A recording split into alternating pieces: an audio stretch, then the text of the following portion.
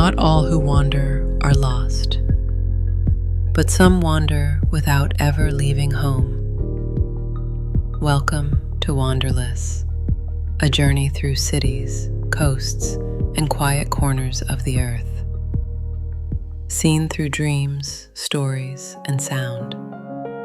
Here, travel isn't about planes or passports. It's about presence, perspective, imagination.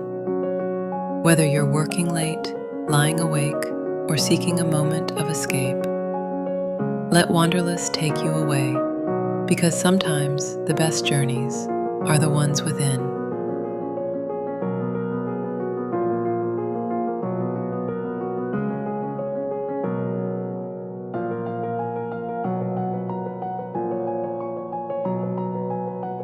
Even in stillness, the world turns.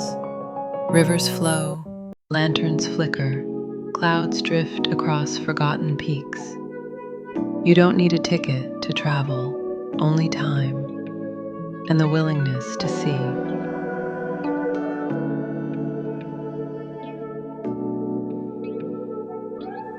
To notice the wind through trees you've never touched, or the glow of a streetlight in a city you've never known.